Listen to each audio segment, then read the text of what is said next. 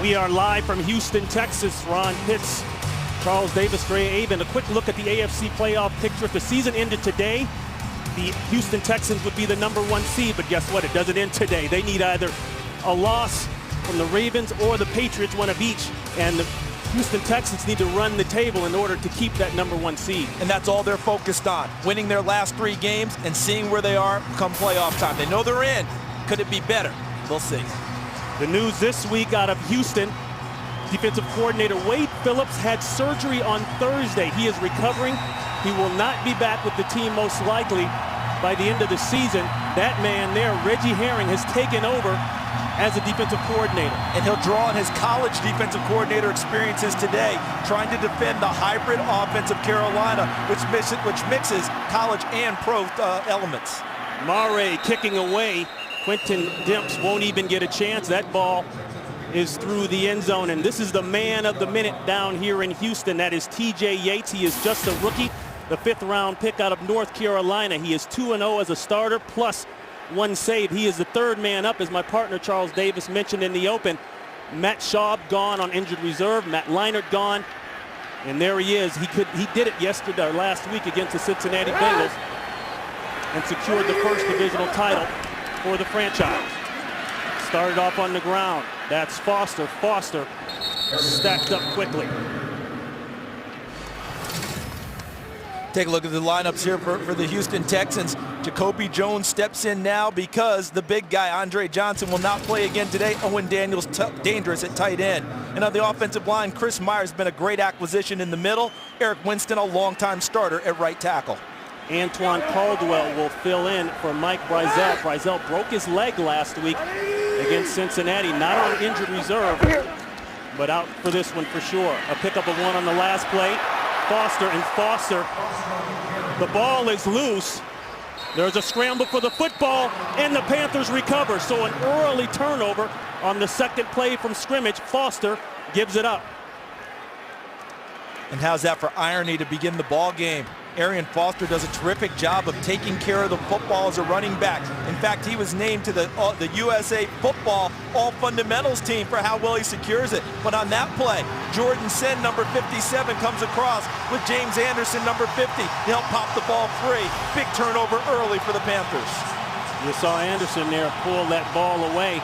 That's Foster's 4th fumble this season. Foster nearing 1,000 yards for the 2nd straight time. And with the momentum shift, let's see if Carolina wants to put the ball in Cam's hands and try for a big shot early. And you can see Cam Newton closing his eyes, doing his first snap, pre-snap ritual that he does every game. Williams looking for the outside. He had a 74-yard touchdown run last week, and that loss to the Falcons starts off pretty good. That's about 9. Danielle Manning with the tackle. And right away, I remember our meeting with Reggie Herring, the interim defensive coordinator. They are in the red zone. What did he tell us? When the ball's in the red zone, it doesn't come out of Cam Newton's hands and turns up unless he's going to throw the football. They want him to handle the football in this situation. Run pass options or throwing it downfield. 2nd and 1. This is what they call a waste down in the NFL. They can run it or pass it, maybe take a shot deep. They put it on the ground. Williams will have to fight for that first. Let's see where they mark it. He's right at the line. Very close. Connor Barwin, the man who leads the team in sacks. And yes, that is a 1st down. #1 ranked defense in the NFL gets an early test today on a sudden change. Well, a lot of people came into the game wondering about attitude. They've had all week where the fans have been patting them on the back. Will the Texans respond today and have the same effort? Right now, they'll get a test on this first defensive possession. Very uncharacteristic turnover. The Houston Texans coming into this game plus 10 in a giveaway takeaway. Backside pressure, sack. Connor Barwin. That's 10.5 on the season.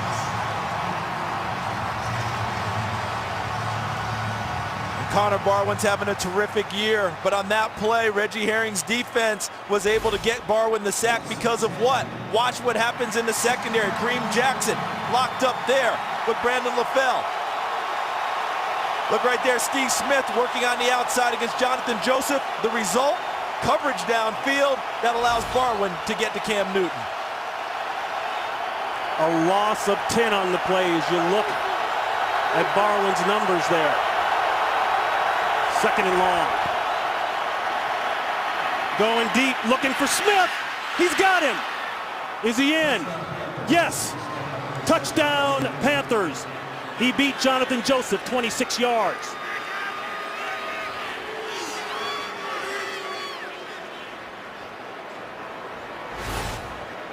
And watch how Steve Smith gets to the outside of Jonathan Joseph. Now, as a defensive back, you want to pin him to the sideline. But Jonathan Joseph got caught peeking back, slowed down for just a half count, which allowed Steve Smith to climb on top of him and get to the outside, so there was no contact. Never able to pin him to the sideline. Smith makes the catch, both feet down. They'll kick the extra point. Play is reviewed. It will stand. The 6th touchdown of the year for Smith. Mare, who has struggled, they brought in a new kicker, but he'll put the extra point through clean. The Panthers come to Houston, draw early blood thanks to the turnover by Arian Foster. A quick 7 here in Houston.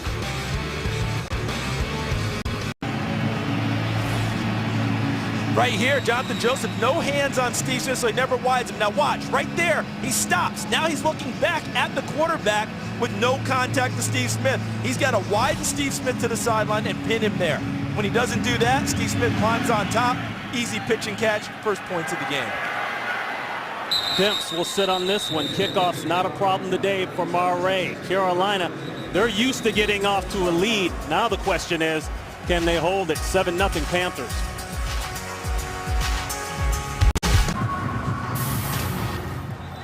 Steve Smith on the left, 73 straight games. And we're cooking here in Houston. A quick start by the Panthers. They hold the lead with 7:41 here in the first quarter.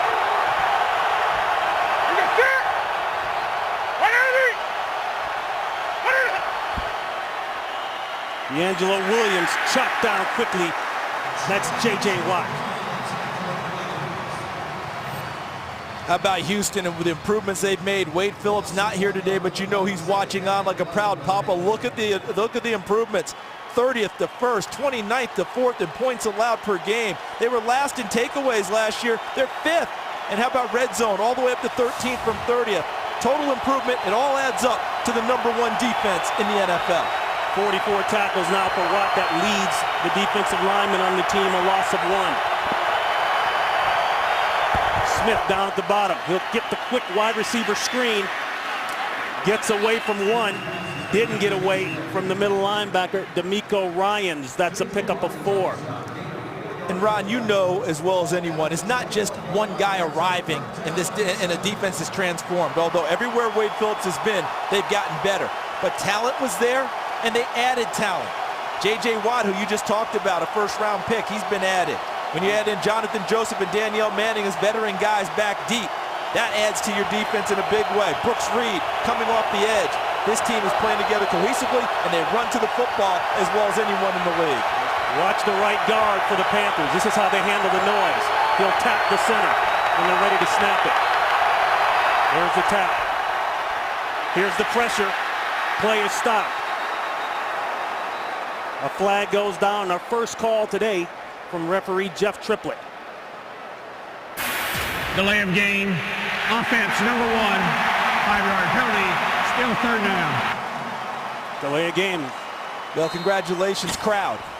Okay, when I walked into this facility the other day to work, there's a ball that's displayed in the lobby of the facility here in Houston. And it says, game ball awarded to Houston Texans fans. 9 offsides or delay of game penalties that were drawn by the crowd. Is that not a tribute? We hear about the 12th man in Seattle. They feel like they can crank it up pretty well here in Houston, too. 3rd and 12. He's got a little time. Going deep for Smith again. It's well covered, step for step. Danielle Manning, brought in as a free agent from Chicago. He has been a key acquisition, as Gary Kubiak calls him. A fantastic acquisition because of his talents. Manning, number 38. See how they're bracketing Steve Smith? If he goes outside, Jonathan Joseph has it. If he goes inside, Manning runs stride for stride with him. It's nice when you have a safety who can run as well as a corner. Danielle Manning is that type of a player. Jason Baker will punt away, standing at his 2-yard line. Jacoby Jones back deep. Ball's up nice and high, good hang time. Jones should have a chance. Gets a block, there's a cut. Boy, a good second, third effort by the Panthers cover teams. He was on his way. Applewhite with the tackle. More of TJ Yates coming back.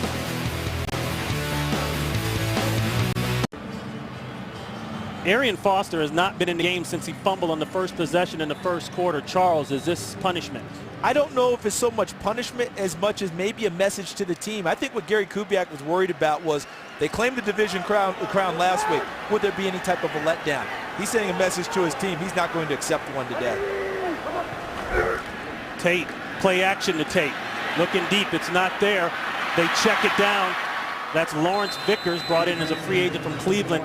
He's held to just a 1-yard gain by Sen. So much is made about the rookie quarterback. But I think that one of the things we're going to talk about today is how Gary Kubiak has handled this rookie quarterback, where he's allowed him to be a quarterback, not a guy who's just sent out there not to make mistakes. They count on him to be a full part of the offense. And right now with this field position, you notice he even gave him a first down throw. He trusts him, and he wants his team to feel the same way. Officially, they'll call it two. Bootleg backside. Godfrey was there, but the pass is completed again. Vickers lowers his head and trucks Sherrod Martin. Another Texans first down. A pickup of 17. Love the action up front. Watch what's going to happen. You go watch everyone move to one side. You see the line? Now the bootlegs comes. Everything's here, but the quarterback's coming back there. And when he ends up on the backside, Charles Godfrey forces the play. Yates sets his feet and catches Vickers coming behind him on a little shallow route. Excellent field position. First 2 plays, Ron. Easy throws for TJ Yates. They'll go power to the left. And he's stacked up. Missed tackle there by Greg Hardy. But they hold it to 2. You look at Yates. And just that last bootleg there with someone in his face, I can count a lot of rookies that might have made a mistake in that play. Because oftentimes when you bootleg and go back the other side, you're thinking you're on the move all the way, no matter what. And instead of seeing the open receiver, setting his feet and giving him the football right now, a lot of youngsters will continue to exit out the backside, and the play is lost. Foster finally gets back in the game. He'll get the call. Downhill, looking for a cut. He'll take it just inside the 35-yard line. And just who is TJ Yates? Well, out of Pope High School in Georgia in 2006. And you can see he's racked up some yards there as a Tar Heel. And what's interesting to me is when you look back at all of that, you go back to the high school, 4-year starter as a basketball player, 1-year starter as a quarterback in football. And look where he ends up. He was recruited in basketball as a 2-guard, a small forward by a lot of the Southern Conference schools. North Carolina watched him throw the football, gave him an offer, and he never looked back. 3rd and 5. Quick throw on the money. Foster is going to be short, though. Good speed there. R.J. Stanford from the secondary holding it down. It's a 3-yard gain, but short of the first. Gotta like what Carolina's doing defensively and how well they are fighting this potent offense of the Houston Texans. They're making everything difficult. No matter what the down and distance, they are making plays on the football. When guys are catching it, they're rallying. When they're running it, they're getting there, forcing everything second, third, going deep into the count. And in this case, they force a field goal attempt. 49 yards out for Rackers. He's 24 of 29 this season. Ball's up. That's not going to get it done. That one didn't have a chance. Way off the mark. So a win again for the Carolina defense. They force the 4th down. And the miss by Rackers. They hold on as we wind down the first quarter. 7-0. At 8-7 Central on Fox. 1st and 10. Carolina going the other way. Play stopped again and flags.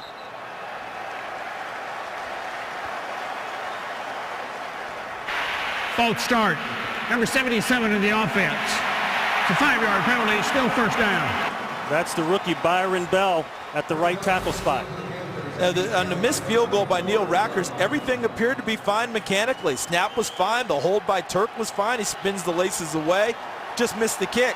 But I think the reaction by Joe Marciano, the special teams coach, was telling. They're trying to make sure this team is awake today. But they haven't spent all week getting patted on the back by these great people in Houston. They feel like they've got more work to do than just clinching a division title. A timeout has been called by Carolina, and that is a lot of coaches' fear,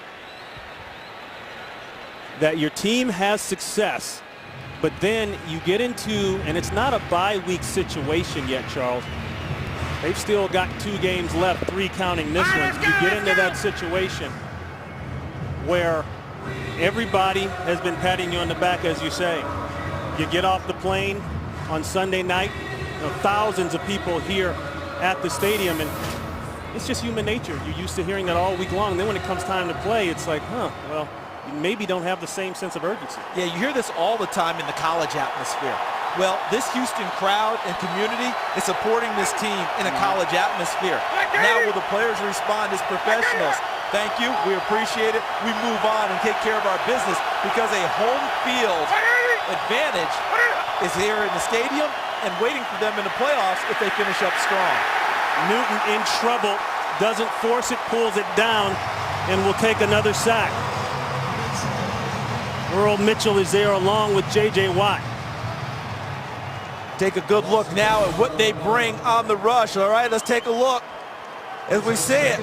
Wow, 1, 2, 3, 4, 5, possibly 6 guys, and they get to Cam Newton.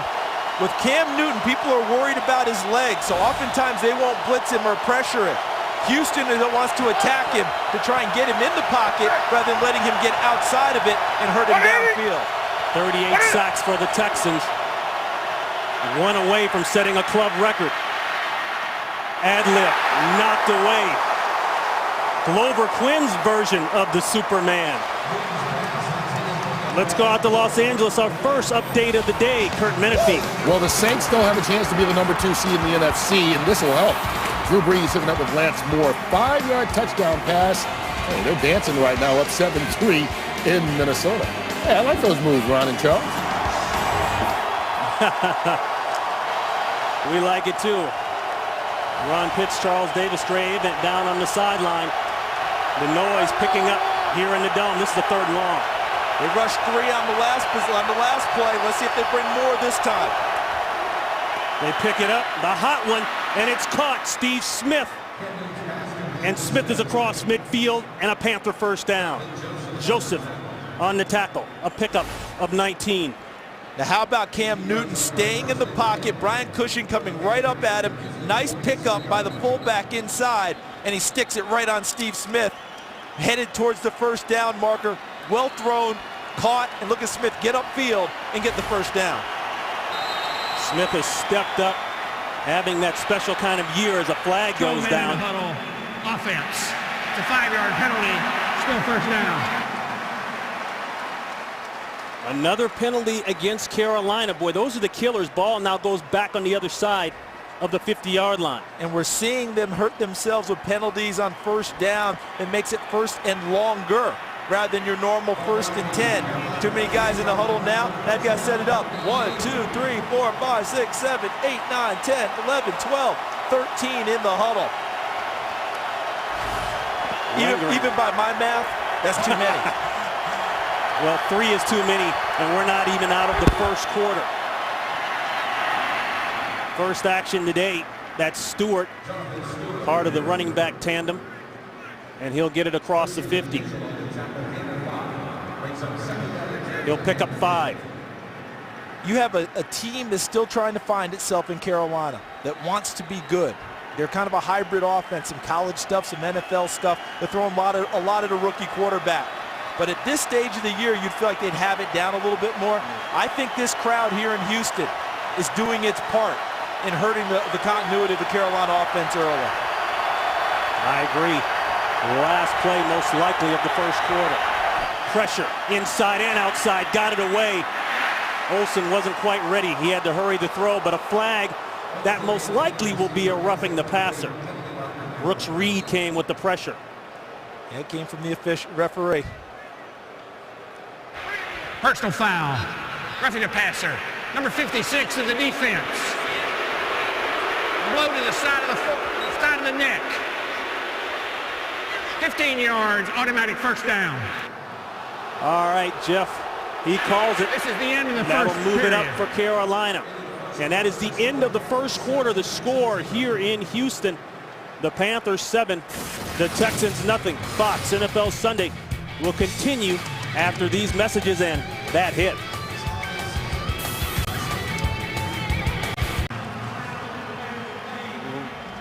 Ron Pitts, Charles Davis, Drea Avent back here in Houston starting the second quarter. An early fumble by Arian Foster led to quick points by the Panthers. Touchdown pass to Steve Smith, 26 yards.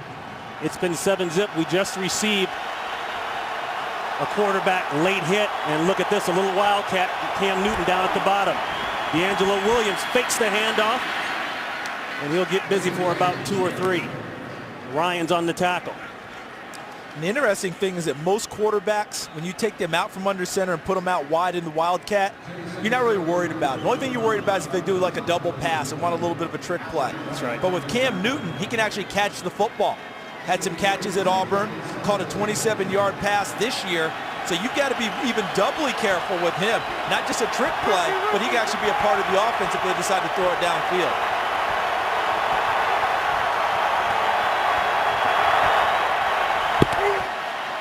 Fake to Williams. Out of the pocket. He's got Williams, but he's looking deeper. This is where he's been dangerous, but boy, he got on the ground quick, lost the helmet, picked up 4. Notice the running style. Gets into the open field, gets what he can out of the play, and then takes care of himself. Gets down. He told us in our meeting yesterday, I will take all the yards that are available. Watch how he gets into the open field. And then he tells D'Angelo Williams he's going to run the football. See how he points to him to go block someone? And once he sees the posse coming, look at him get down and protect himself. Much more valuable to his team on the field than taking a big hit and having to go off. That is a posse. That's Cushing along with Ryans, arguably 2 of the best linebackers in the AFC coming down. 3rd and 3. It's caught by Olsen. It is a grab, and that's a Panther first down. He beat Glover Quinn 17 yards. And remember, that's not your normal safety because Glover Quinn was a corner for 3 years in this league, so he's better on coverage. How well thrown is that football? Right over the top, and how about the concentration of Greg Olsen? Wow. That hand is right in his face, obscuring his view for a moment. See Quinn, hand there, almost tips the football, if not tipping it a little bit, and Olsen concentrates and brings it in. Nice all the way around by the Carolina Panthers. Newton 100 yards away from breaking the rookie quarterback passing yardage record in a single season. There's a toss to Williams. Boy, you can see the speed, Charles, of a 34 defense, the way that they designed this thing, the way that Wade Phillips has designed it. It's hard to get outside. It is very difficult to get outside, as you noted. And one of the other things is watch how they play at the point of attack because they've stacked the line to the left side. And see right there, that's really well done by Brooks Reed because he's pushing the pile back, forcing Williams to bounce it outside. That allows the speed of the 3-4s you talked about, Ron, to get to the sideline and knock him out of bounds. Look at Reggie Herring running the defense with the absence of Wade Phillips. Reed, second-round pick out of Arizona this year. He has paid big dividends. Check down throw. Shockey may get in the end zone, and he does. Touchdown, Panthers. A missed tackle there by Ryans, a little shake. And the Panthers are out early here in Houston. Take a look at Jeremy Shockey. Look at the move. Little hesitation, little shake, and then as he goes in, does he get it across before the knee hits? I think that's a touchdown. I don't think there'll be much of a problem calling it that. Knees going down to me simultaneously. Well, I shouldn't even say simultaneously. He's crossed the plane as his knee's going down. And it will stand. They reviewed it automatically by rule this year. The 134th consecutive game with a catch for Shockey, and it's a big one. And Carolina will go up big early 9 plays, 61 yards, 14 zip. That playoff hangover is over the stadium. Jeremy Shockey gets the Carolina Panthers into the end zone for the second time today with a nice move in the flat on a shake and bake move. And jukes D'Amico Ryans and cuts inside of Jason Allen for the second score of the game for the Panthers. And he wasn't hesitant to let him know about it after the play, was he? That's vintage Shockey, right? That's the Jeremy Shockey we all know. What'll be interesting now is Houston gets the football back. How do they get themselves back into this game and feeling good about themselves offensively? Third touchdown of the season for Shockey. Boy, those guys from the U will do that to you, won't they? 3 Texans out, 2 of them gone for the season. Andre Johnson on the left, Mario Williams inside, and Matt Schaub. Williams and Schaub are gone for the season. They'll get Johnson back when he gets healthy. How about putting into perspective what we're seeing early? They're down 14. Ordinarily, they come out of the gates roaring with the best point differential in the league in the early going. A quick tackle on Foster by Dan Connor, and Dan Connor will hold it to 3. He's had to step in and be the guy with the devastation injury-wise inside for Carolina. He got a start on it last year when they had to move John Beeson outside to get their best linebackers on the field because Thomas Davis was hurt yet again. And then he got hurt 9 games into the season. So he got an experience at it last year. He wants to be the Mike linebacker. He wants to be the guy making the checks and the calls. And he's your typical Penn State linebacker. Comes to work every week. Yates working on 8 for 8. That ball tipped, looked like it was tipped, and it will fall incomplete. That's Hardy. He got a hand on it. Let's go to Los Angeles for an update in Kurt Menefee. Well, today against the Giants, bad Rex Grossman threw 2 interceptions on the first 3 possessions. Good Rex, 20 yards to Santana Moss for the score. And the Redskins have the lead at the Giants, 10-0 in the second quarter. Ron in charge. And everyone felt like the Giants had taken control of that division with the win in Dallas. Yeah. Dallas wins last night in Tampa, puts the pressure right back on. The Giants in an early 10-0 hole. Giants at 7-6 need a win. Cowboys up to 8-6 with that win that my partner just talked about last night. There's a miscue. You won't see that very often from that man, Owen Daniels, the team's leading receiver. Had 100 yards receiving last week, a career high. Can't hold on. Right now, I think Gary Kubiak is wondering what's going on with his team. He's trying his best to get him out of this lethargy that he's feeling right now. Owen Daniels doesn't usually drop passes like that. Yeah, is the ball behind him just a little bit? But that's not a ball that he misses. That's right. That's a ball he catches. And right now, Houston is being beaten to the punch by Carolina in the early going. Turk with the high punt. Armonte Edwards coming up. Boy, I can tell you from experience as a punt returner, as a flag goes down, those are easy balls to drop, but a nice job by Edwards. Let's check the flag. You don't want to head to the sideline after you've let that donut roll around a couple times. You want to go to the other team's sideline. During the kick, holding number 22, the return team. 10-yard penalty, first down. That's Josh Thomas, and that will take Carolina back. 14-0 game. And the number 1 pick overall back out on the field.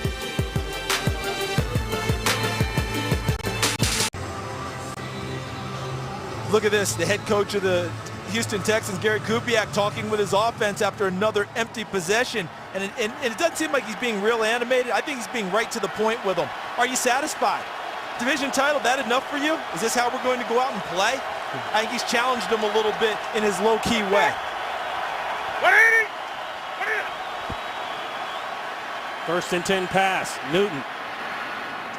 Way over the head of Jeremy Shockey. And I think that's an incompletion that he's happy to have because Danielle Manning was in position to make a play on the football. You know, he was right there at that point as your partner, Jim Moore, and congratulations to Jim, the new head coach of UCLA, would always say, it's a moment of truth time, right? How do you make a play on the ball? Do you make a play on the man? That was a moment of truth, and that was a good incompletion for Cam Newton with the coverage downfield.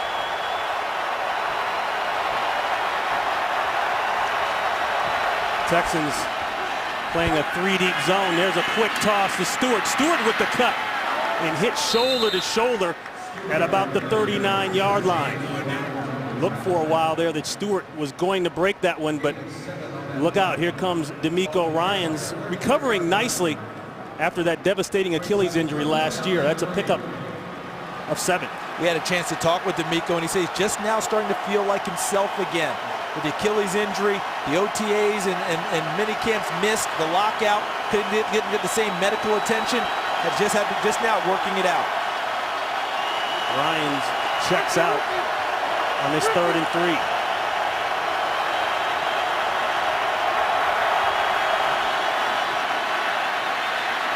Knocked away. He was looking for the crosser and Steve Smith, and the pressure was there. Quentin Dimps.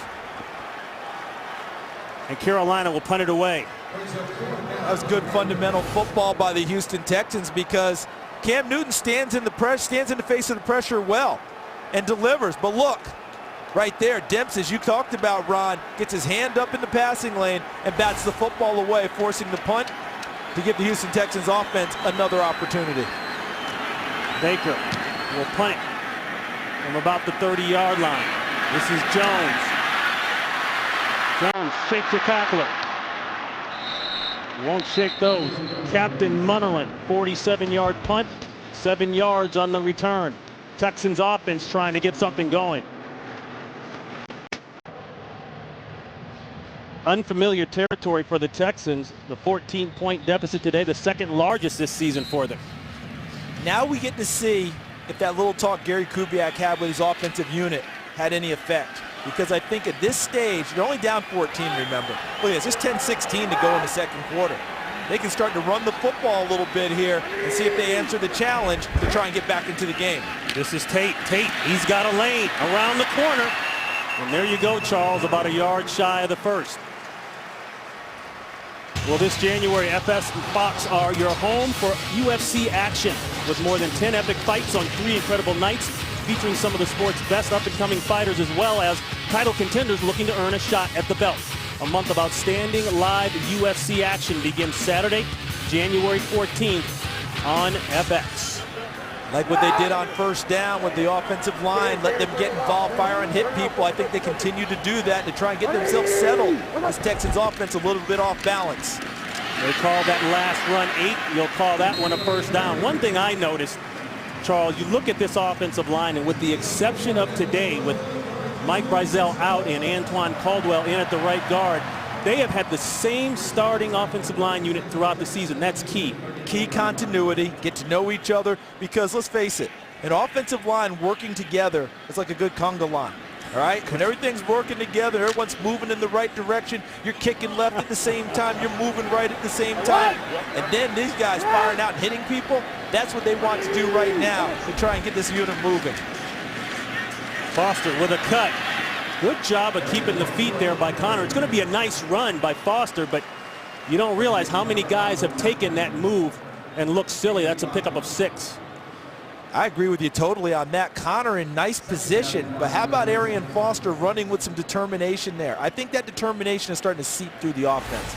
You notice the offensive line firing out. Watch this. This run is not supposed to get what it got. See right there, Connor in good position, and look at Foster finishing the run moving forward. 2nd and 5.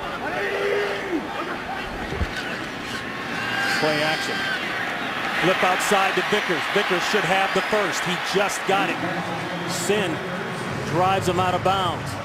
That's a pickup of 6 and the 1st. We talk about poise, and we talk about with TJ Yates. Let's see if he shows a little extra here, Ron. Take a look, because I'm not sure he had that clean coming out on the ball handling. See the fake? Nope, I had that wrong. He just faked it with the hand and then got back and stepped up and made the throw. Nice catch by Vickers. I thought it kind of got bobbled at first. I was incorrect. 3 catches for Vickers today. Coming into the game, he had none. Downhill. Power play. Foster. Lowering the shoulder, driving the feet. He's down to the 40-yard line of the Carolina Panthers on another 1st. Pickup of 15 yards.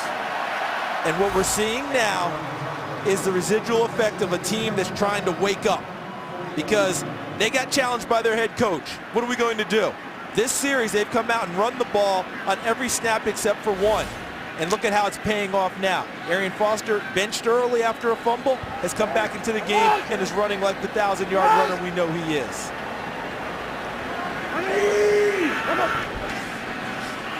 The flip to Ben. Tate, and Tate will have about 5. Brought down by Gamble. How about this example of finishing a run? You hear coaches talk about it all the time. And for a running back, okay, you're out of yardage, you're not running out of bounds. What are we going to do to get a little bit extra? And look at what Arian Foster does, taking on Charles Godfrey, who's a nice safety in this league, and driving him backwards for additional yardage. Johnson across the formation. He steps inside for the wham block, and it opens it up. A flag goes down as Tate goes forward for the first. Let's see if it's going to stay. Holding 74 of the offense. 10-yard penalty, still second down. That's Wade Smith. That will go back. But Charles, you're talking about a duo here, Foster and Tate, the only NFL running back duo with over 800 yards rushing coming into this game. Great opportunity for both of them to go over 1,000 yards. And what I like about them is that they offer you nice contrast. Arian Foster catches the ball better out of the backfield. Ben Tate, much more of a slasher, breaking tackles type of a runner inside. No matter who handles the football, you've got trouble if you're a defense. Well, the penalty will move them back outside, and a hit and a separation. Gamble put it on Owen Daniels. Daniels slow to get up. Has to adjust the helmet. Fortunate in a number of ways. Number one, that Owen Daniels, if he gets up, that's good. Number two, wasn't an interception as he throws into double coverage and runs his receiver right into the hit. And there's the hit from Gamble coming from the short corner position, falling back into the play. Good recognition by Gamble. Didn't need to be in coverage there. Fall back into it, help break up the pass. Gamble has been playing very well this year for the Panthers. In comparison to last year, he stepped it up. Third and long throw, and it's picked off. That's Jordan Sin, and Sin takes it across midfield. Another turnover for the Texans.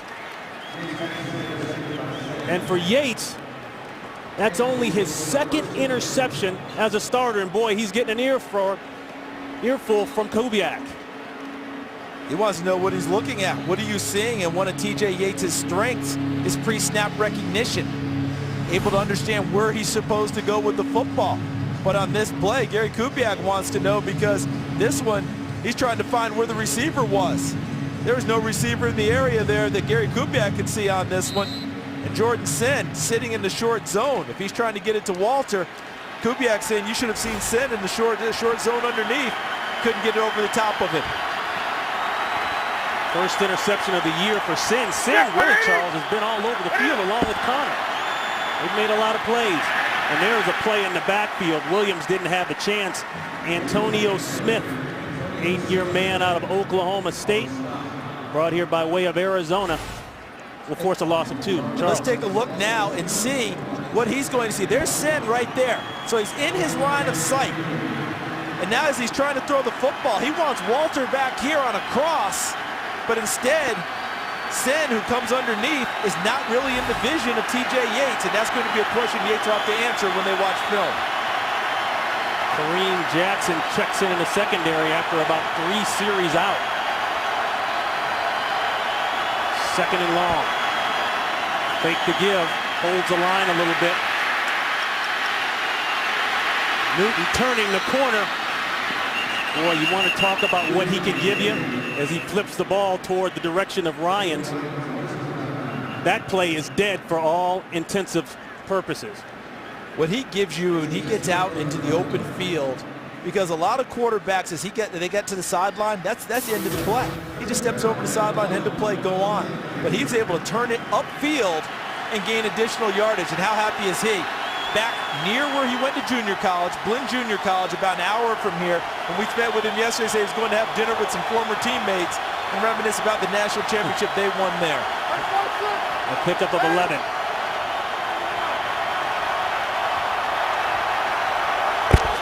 Third and 1 give. Stewart, he'll have it plus some. Boy, and what a road he has had to travel.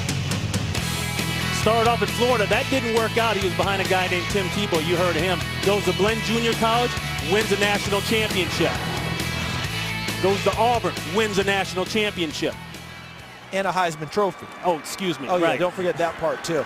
A friend of, former teammate of mine officiates in the junior college league that he played, and he said as an umpire, he would watch him play, and each time he watched Cam Newton play, he could take his eyes off of it. Mesmerized. There's a Wildcat. Edwards throws it out to Smith, and Smith gets the first down and then lowers his shoulder. Boy, that's what I'm talking about right there. When you're covering Steve Smith or playing against Steve Smith, you better have plenty of air in your helmet. He ran into Jonathan Joseph late there. Well, they tell us all the time, don't drive angry, but you can play wide receiver angry.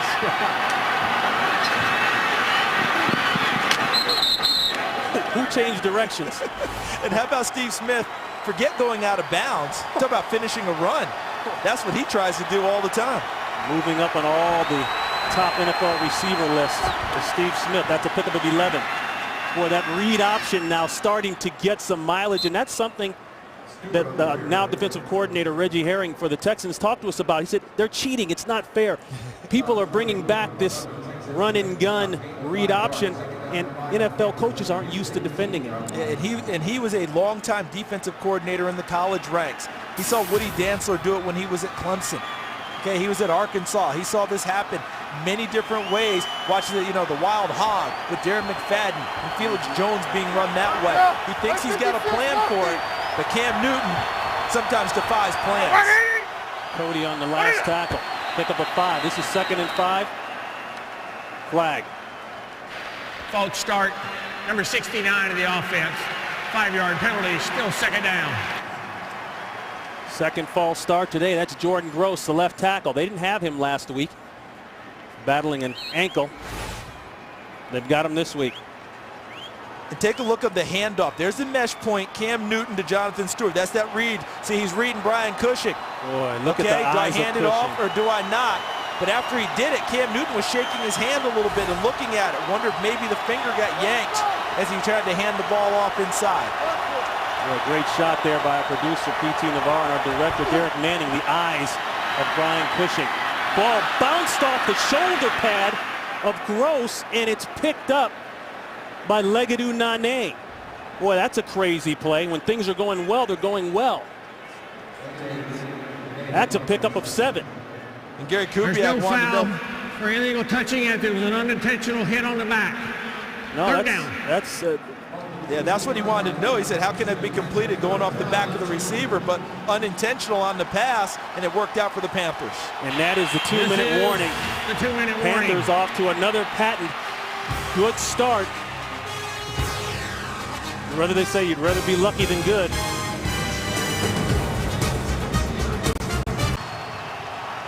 I mentioned this earlier. The Panthers are used to leading games this season. Finishing has been the issue. This is a 3rd and 2. There's Steve Smith going back into the backfield now for the Panthers. Stewart will have the first down. Remember, Gary Kubiak was concerned about the pass to Jordan Gross. Watch Gross 69. He pushes out on read. The ball hits him in the back and pops up where Legadou Nane grabs it and runs upfield. Gary Kubiak says that should be illegal touching by the offensive lineman. As our official said, Jeff Triplett, is not illegal touching if it's unintentional. That'd be just like another receiver tipping the ball and the same receiver from the same team catching it. Good explanation. First down. Play action. Plenty of time to throw. It's complete. That's Brockle, Richie Brockle, the backup tight end. He'll pick up 4. I thought they were going to have a touchdown pass, and look at the Panthers. They're going to go fast here and try and catch them a little bit unaware. Look at this. Brockle's got the ball going to the left. He'll score. Talk about the college playbook. The Texans had no clue. No flags are down. That will count. It will be reviewed, though, but for now it counts. And a key block there by Greg Olsen. This is an NFL version of the fumble-rooski. Now take a look at how they get this done. Because what the Panthers do is they show a little bit of a funky formation, and they come up quick. See, there's the snap, all right? And it looks like Cam Newton's getting it. But Richie Brockle in the up back position ends up with the football, and Newton's action going to the outside draws attention to him. Brockle takes it the other way. Panthers have a touchdown. Now the play has been stopped. False start, 77 in the offense. 5-yard penalty. Retry. Texans can't get a break. I was thinking it might be because of the official review upstairs. No, it was a false start. And boy, what a start by Ron Rivera's team. But we've seen this before. Not trying to steal any thunder from it. A great start, and they've done it now. That's 14 after turnovers. Their goal is learning how to finish games off, and they're off to a nice start today against the top-ranked defense in the NFL and the current #1 seed in the AFC. So here's where it starts. It starts here at Ryan Khalil, the center, okay? So he's going to snap the football. Now watch what they do. Cam Newton underneath hands the ball to Richie Brockle back between his legs and then continues the action to the outside. Because who is it that you're going to keep your attention on? Cam Newton. He takes it there. Did you see the crowd he drew to the outside? And great job by the Carolina Panthers, Ron, and discipline with the offensive line and not moving too fast to make sure that that handoff's completed and then moving to go the other way. So they never tipped it. They didn't tip it. The direction was going back to the other side. Right now, Reggie Herring, the interim defensive coordinator, trying to get his troops settled and rallied going now because they hit him with some big stuff on that last drive. 9 plays, 48 yards, capped off by the trickeration. 14 points, as I said earlier, off turnovers in just this half alone. And Rob Chudzinski, the offensive coordinator for the Panthers, whose name has been thrown out there coincidentally, also in this new head coaching list that's going around the league with the changes, he pulls one out of his bag. Right now, I think he's very happy coaching that guy that wears #1 and is enjoying it. This will be Dimps. Dimps with a nice return out to the 28-yard line. The College Bowl Guide is the best app available to keep you up to date on every College Bowl game this season. Videos, previews, interviews, scores, highlights, everything. You won't miss 1 second of the action no matter where you are. And the best part is it's free. I love that. Download the College Bowl Guide. Now brought to you by The Daily and Fox Sports. And there's a look at Rob Chudzinski. First season as Panthers offensive coordinators. Boy, he keeps going at this pace. It might be his last. He might move on up to head coach. In and out of the hands of Jacoby Jones, and a flag is down. This Texans team just does not look with it. Holding, 73 of the offense. 10-yard penalty, still first down. You know, Carolina has not played a clean first half. That's what makes this thing even more compelling. It's not like Carolina's played perfectly in the first half and all the breaks have gone their way. They've had their hiccups too, yet they're the ones carrying this football game. Houston has yet to answer the challenge of getting clean in the first half, making plays when they're presented. Holding penalty there and a drop on the same play by Jacoby Jones. Eric Winston will make it a 1st and 20. Screen develops. Foster with the stop and go. Sin with the hit along with Hardy. That's a pickup of 5. And a timeout is called by Houston. Let's go out to Los Angeles and check in with Kurt Menefee. All right, coming up on the Visa Halftime Report, we'll have scores and highlights from a festive Week 15 in the National Football League, including maybe the Indianapolis Colts getting an early Christmas present, maybe that first win. We'll talk about it in the Visa Halftime. Now back to you. You know, and speaking of the Colts, that has been another big factor here in this division, this AFC South. You haven't had to deal with number 18. That makes life a little easier. Lack of Peyton makes a lot of teams brave. And there's no doubt about it, but it also increased the pressure. You look at Houston, 0-3 with allowing 20-plus points this season, so they've got quite the hole to dig out of. But the pressure shifted to Houston as the prohibitive favorite when Peyton didn't play this year. Now the ball is on the ground. This could be another turnover. Somehow recovered by Foster, a second chance. Nobody saw it. Alertly, he jumps on it. But going back to your point, the Texans come into this game defensively giving up only 16 yards per game. 16 points per game. And right now, they're already dented for 21. They tried to show confidence in T.J. Yates by running a play on the last down. It was a fumbled snap in the shotgun, and now Gary Kubiak said, that's it. Let's just get out of here. No more damage. See if we can regroup. And this Houston Texans crowd saw something in the first half they haven't seen all year long. And they have to hope, speaking of the Texans, that Carolina holds true to form and can't finish.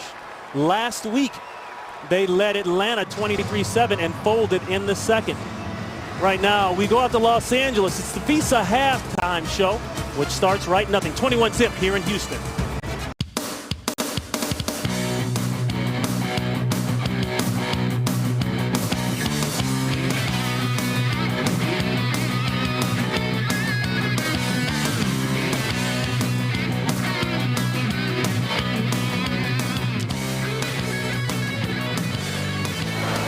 Don't forget to follow your favorite NFL team all season long. Go to itunes.com/NFL. And welcome to the booth, everybody. Ron Pitts, Charles Davis. Boy, what a half it has been if you're a Carolina Panther fan. Now, if you're a Texan fan, how do you fix this? Well, number one, John Heisman, name on the trophy. He used to tell his teams every year when he started practice, gentlemen, this is a football. Better for you to have died as a small child than to fumble my football.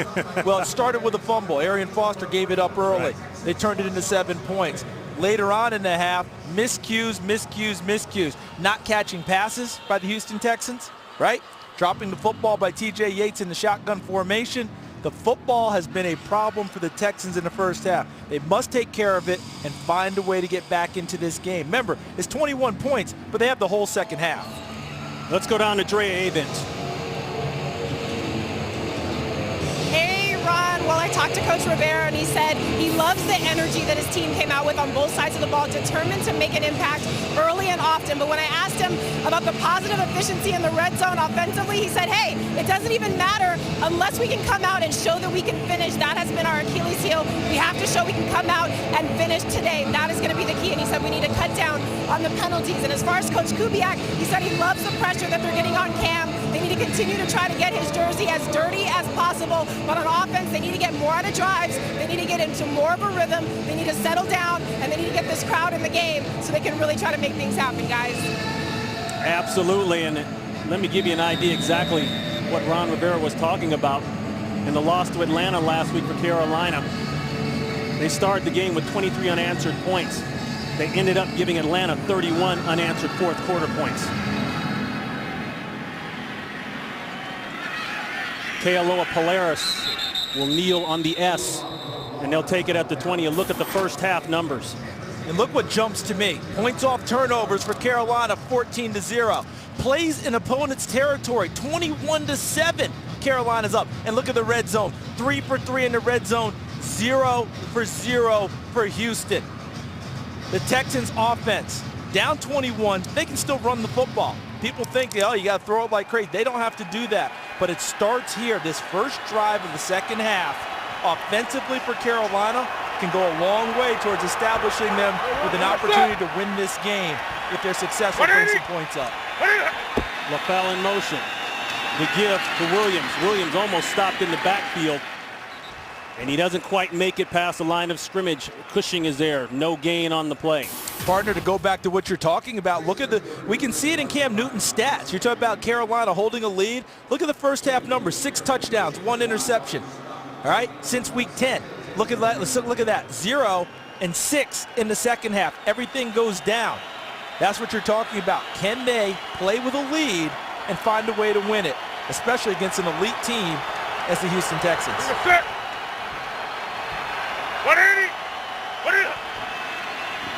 Bootleg pass. Screen. Olsen. He'll lose. The Texans defense, they come out rallying. Glover Quinn, along with 2 others, that's a loss of 3.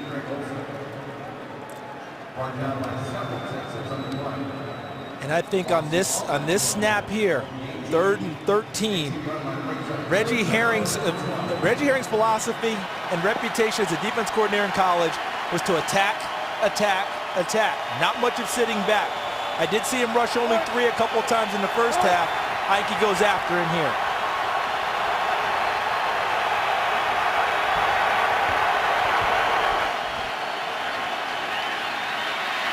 Held that ball a long time. Good catch, but won't even be close to the first down. Cushing is all over Jonathan Stewart, and they'll have to punt it away. And they only rushed 4. Got good pressure with the 4. Brian Cushing does a nice job from the linebacker position. Watch Cushing here. Stays in his spot, sees Stewart going out to the flat, and when he makes the catch, puts him down on the spot. Cushing moves from strong side linebacker inside this year. They went from a 4-3 defense to a 34, and it's been a good change for him. That one almost blocked. Baker got it away, a great punt. Look at Jones turning the corner. Jones at midfield. Jones still going. Taken out of bounds, but a great return. 54 yards on the punt, 42 yards on the return, and a key block by the receiver, Jeff Mayo. And the second half starts exactly as Houston needs it. A stop by the defense right off the top. 3 and out. Get the ball back. And how about Jacoby Jones with a momentum play with the punt return to get them going. Makes the first guy miss, which is Captain Munnerlyn, number 41. Then he gets to the corner and is able to turn it upfield.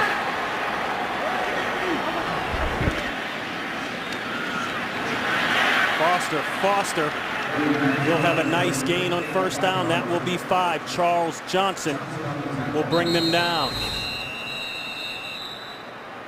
And a timeout call. There is an injured Panther on the field. There's another look at the return. Just everything worked, and when he got to the corner, now he's receiving a little help. A little bit of the picket line. It looks to be Charles Godfrey for the Panthers. A little shaken up. We'll check on him when we come back.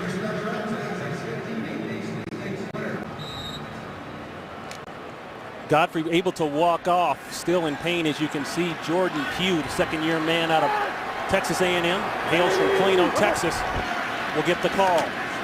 2nd and 5, Foster. With his patent moves, works inside the 15-yard line, and a big first down on a gain of 18. Do you feel it all coming together now for Houston? They've got a long way to go down 21, but they started the second half as needed. Defense with a big stop. Great punt return by Jacoby Jones, which sets up guys like Arian Foster, who's now over 1,000 yards for the 2nd straight season. But look at the momentum they're building. If they stay clean on offense, no penalties, plenty of time to still establish a good run game and get back into this contest. Back to Foster again. And he'll get close to 5. You know, I had an interesting conversation with the Hall of Famer Eric Dickerson this past week, and I asked him specifically, what do you think of Foster? Everybody says good running back, but he runs high, won't last long. He said, you know what? That's baloney. People said the same thing about me, that I ran high. Watch what he does when he gets close to the point of contact. He's able to lower his pads, and with his speed, Dickerson said that's what makes him a great running back. He knows how to get small, not take big hits. Very intelligent runner. They'll give him 5. 2nd and 5, bootleg. 1 interception today, a poorly advised throw on that interception by Yates. Not able to hook up there. He had pressure by Johnson. And now these are the plays that test a young quarterback. These are the plays you grow on. 3rd and 5. Nice drive so far. 3 would be nice. 7 would be, 6 but would be better. But with the momentum they've got going, 3 would be a disappointment for them. But 1 of 5 on 3rd downs, he's got to increase that ratio to be a winning quarterback today. Brian Johnson out of the backfield. Quick throw coming. Knocked away, nearly intercepted by Gamble. That ball did hit the ground. He was looking for Kevin Walter, and Walter has been quiet today. I don't believe Walter has a catch. How about the experience by Gamble? He's supposed to be out in the flat covering, just clues back to the quarterback. In other words, looks back to the quarterback through the receiver he's covering, so he has them both in his sight, sees the ball going out in another direction, makes a play on the football and breaks it up. How about this, Charles? No catches for Walters or Daniels today. Daniel had an opportunity earlier, dropped one that came his way, but you got to figure he'll get more shots later. A miss last time out for Rackers, 26 yards away, no problems. They don't get 7, they'll take the 3. They cut the lead starting the third quarter. So finally, after a full half and almost a half of another quarter, the Houston Texans get on the board. 21 answered points by Carolina, and they're able to go down the field, the Texans are, and at least get 3 on the 26-yarder by Rackers. Now here comes the test, Charles, for Carolina. How do they respond and how do they play from this point on offensively? A delayed reaction there by Polaris. Woo, he should have stayed in. He got blasted. Jason Allen, 6-year man out of Tennessee, brought all of it. So much for lessening the collisions in the NFL this year.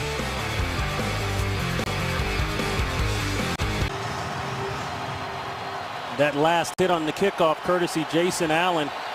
This kid was originally a first-round pick back in '06 by the Dolphins.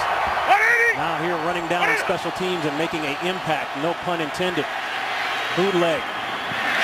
Boy, the pressure made him overthrow LaFell. Ron, how about this? You remember returning kicks in this league. You said it right off the top, too. Hesitated before he came out. If you make that hesitation, oftentimes that's your first instinct. You should probably follow it, correct? You should probably follow it. That little man in your head is right more than you are, especially on kickoffs. Let's see if that hits a tone setter for the Houston Texans defense. They've got them in 2nd and 10 now.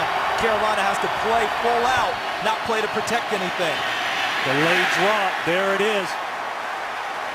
Watt in the backfield, no gain on the play.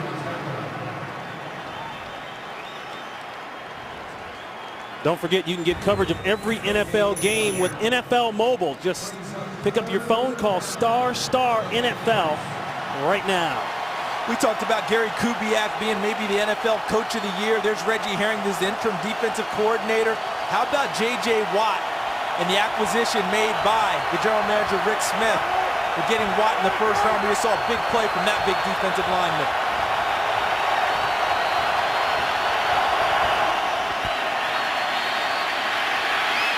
Third down scramble. He'll get the first, puts on brakes, and then gets on the ground. Boy, he put Quentin Demps in the reverse popcorn machine a couple times, 17 yards on that one. There is a calmness about this young man in the pocket that you don't normally see. And then when it's time to go, and he exits, Quentin Demps like, we just, right here, okay, stop, okay? Well, you know, one move, look at the eyes, seeing it, there's the move, then I'm gonna come back against you again. He must have watched that Barry Sanders highlight that we see all the time on NFL film. Yeah, the one that I'm on a couple times probably. Against New England where he keeps turning the D back around. It's that type of a run. Flag is down, back on the ground. That's D'Angelo Williams. Connor Barwin with the tackle.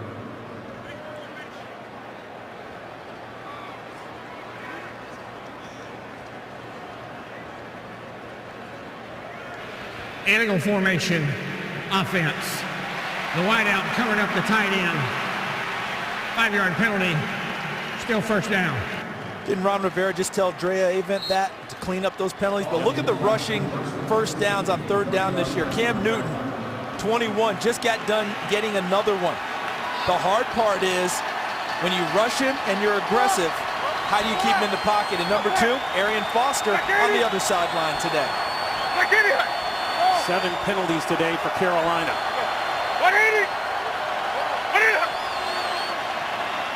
Fake the quick throw. Protection is clean. It's going to be a tight fit, and it won't fit. Intended for LaFell. Good coverage there, step for step, Kareem Jackson. Really nice coverage by Jackson.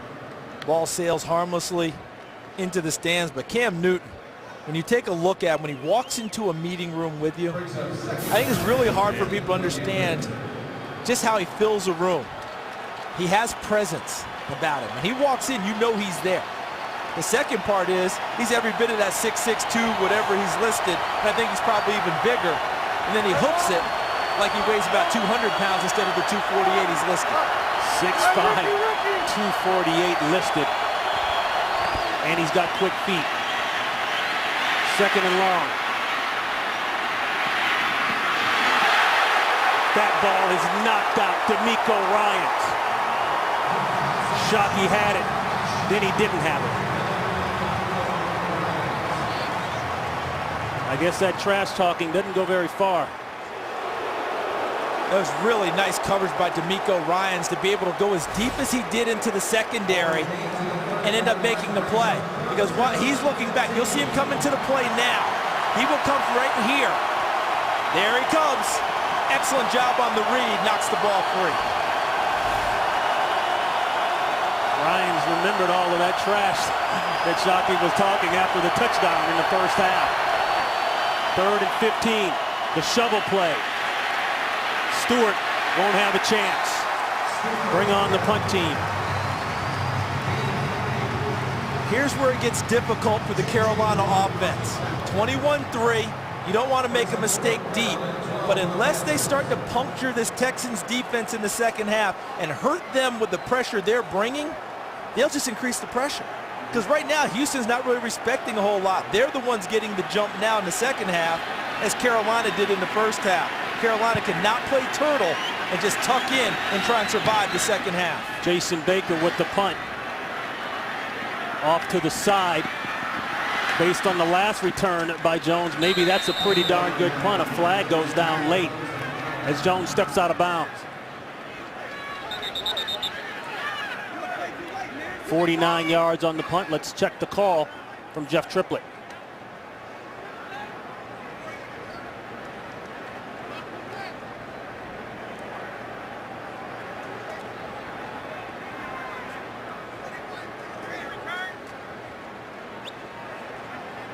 During the return, illegal block in the back. Number 52 of the return team. Half the distance to the goal. First down. Tim Dobbins. Ryans coming out of the secondary, laying wood. 21-3 game. Charles, you look at TJ Yates' numbers in the first quarter and since, clearly a difference. And a lot of people ask the question now, he's been good for you down the stretch here, able to secure a divisional championship, but how comfortable do you feel with this guy now as he leads you into the playoffs? We'll get to that in a second. Here's a throw to Vickers. Vickers came into the game with no catches. He's over 3 today. And look at the big hits we've had here in the second half that have kind of set the tone for what we're about to talk about. The Texans started in the second half with a nice defensive stop, the hit by Allen, finishing up with the hit by D'Amico Ryans. And now the Texans have a little momentum going. Can they capitalize on it? And as you pointed out, Ron, where will TJ Yates take them now as the quarterback? He has to capitalize on what the defense is giving him now. 4 on that last catch by Yates. And there's a throw out of bounds. That's going to be a late one on Ben Tate. Jordan Sin got a little over aggressive.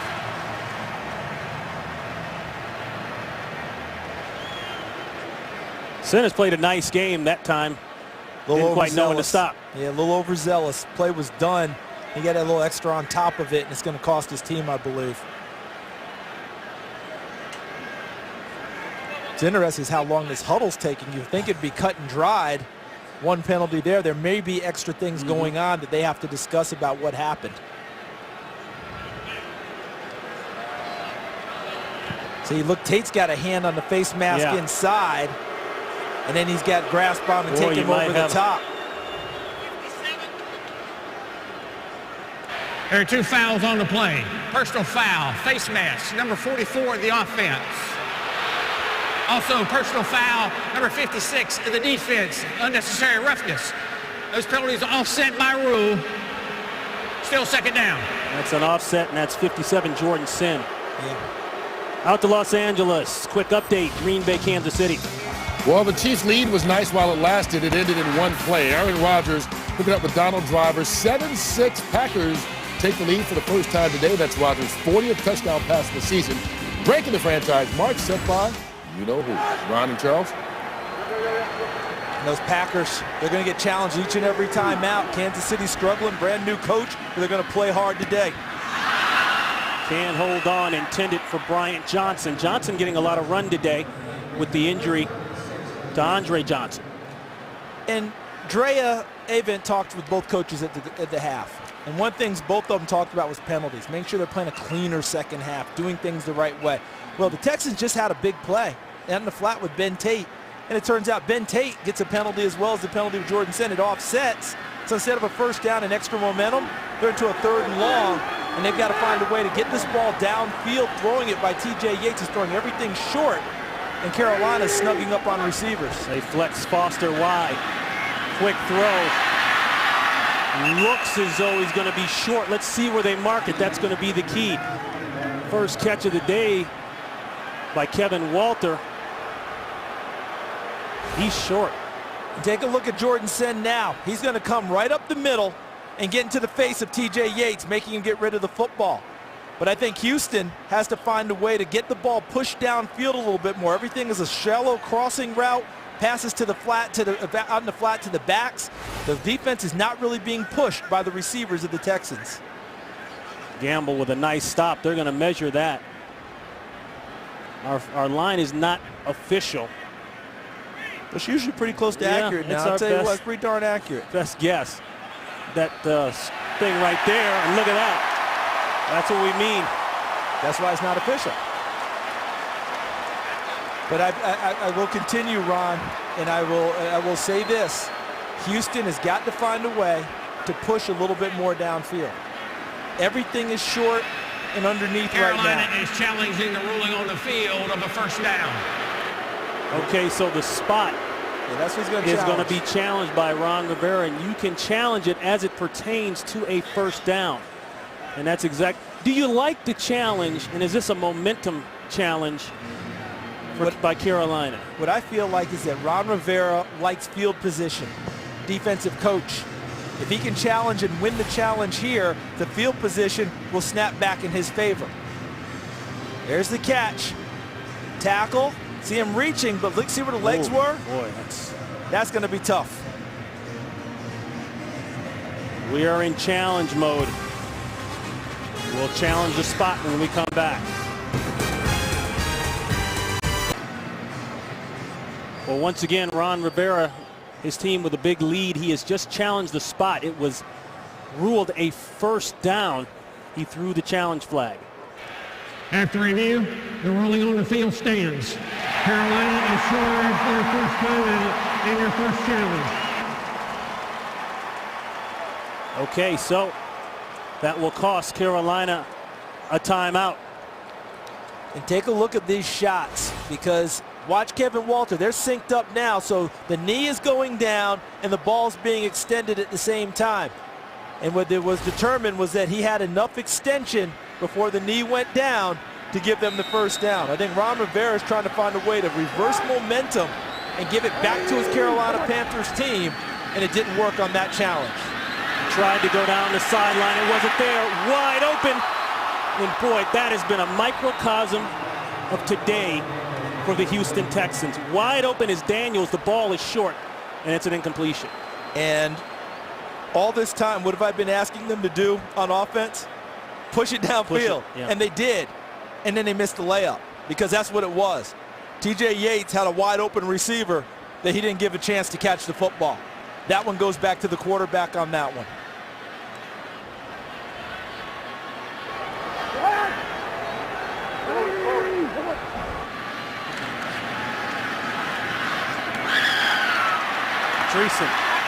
Dreesen, and he'll have the first. Sin on the tackle.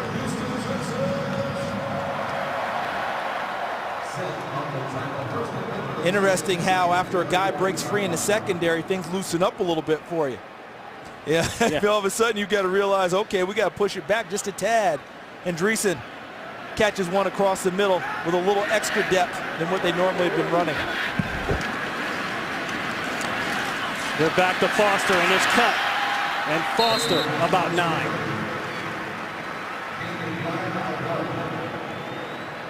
And take a look at the targets today for the Houston Texans. Lawrence Vickers is a fullback, Brian Johnson a wide receiver, Dreesen tight end, Walter only 1 catch today, only thrown to twice. Owen Daniels, no catches so far. They only thrown to 3 times.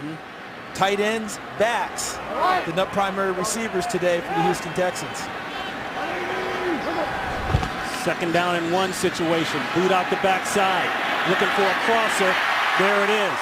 This time, Daniels holds on. Boy, slow to get up there. Holding that left knee. That's a pickup of 17 and a 1st down.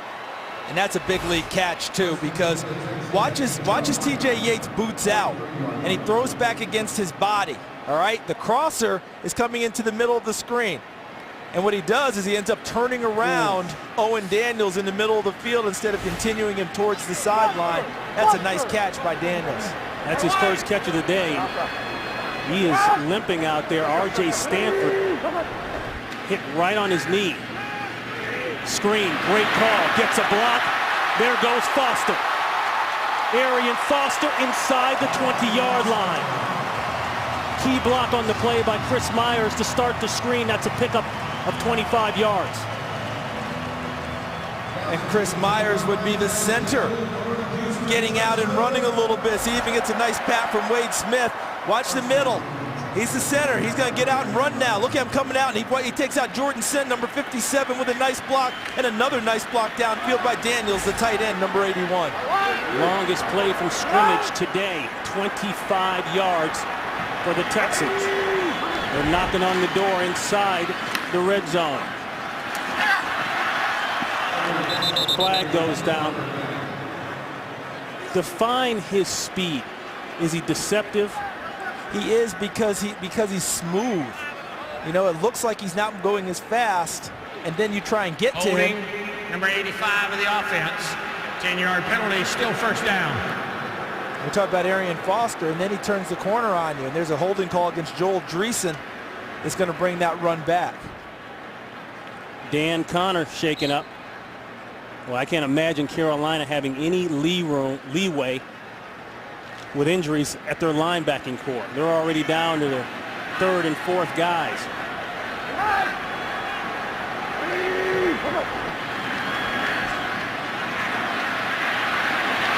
Crosser again. Daniels starting to get hot. And Daniels takes it down to about the 15-yard line. Sin on the tackle. And you were talking about the linebacking core being depleted for Carolina. Remember Thomas Davis 2 years in a row, 3 different knee operations. He's out. John Beeson, their Pro Bowl linebacker, gets hurt. He's not playing at all this year. So they steadily get depleted with each guy that goes off the field. And that makes it tough because now these crossing routes that linebackers cover, it's not even your frontline guys covering these crossing routes that Houston likes to run. Jason Williams checks in for Connor, number 54 at the Mike linebacker position. There's another crosser. That one's going in the end zone, and it's incomplete. Dreesen lucky probably to get a hand on it. And Jordan Pugh was trying to cover. You mentioned the crosser underneath. And he had that play there, but he took the harder throw trying to get it to the end zone. And I like his verve, but watch Jacoby Jones on the crossing route number 12. Give it to him right there. Running against Gamble on the back. He doesn't go there. He goes to Dreesen, which is a tougher throwing catch, and almost gets it done. I like the kid's moxie, but I also like that crosser underneath the Jacoby Jones. And the kid's moxie says something's not right. Call timeout. The best drive of the day for the Texans. They're looking to score 21-3 Carolina. And this is why we're in the position right now we are in terms of watching Houston. This was the first offensive possession of the game. Arian Foster fumbled, that turned into a touchdown. Neil Rackers, normally a chip shot field goal, pushes it right. No points again. And then TJ Yates with an interception after the first good drive of the game by the Houston Texans. They were down 21-0 at the half. Look at the miscues and the penalties that have hurt them. They have a chance now to cut into that lead as we approach near the end of the 3rd quarter. 11th play of the drive right here. Boy, not sharp, ball's up. Looked as though that ball popped straight up. but it falls incomplete, intended for Bryant Johnson. Not a good throw by Yates, and the Boo Birds come out here a little bit in Houston. Yeah, this is one that he is going to ask for it back, because that's just one he just missed. There's no other explanation. Boy, they're lucky. Texans are lucky Carolina didn't get on that ball. It looked like it came right out of his hands straight up. There are times you want to take your receiver to the ground to protect him against coverage, but in this spot, you want to make sure he stayed on his feet with a chance to move with the football. That did not happen. Rackers hit from 26 yards out last try. Missed one. This is from 34. It's hooking left, but it stays true just long enough to count. So they can't get 7. They'll take 6 or 3, and that will add to their lead to 6.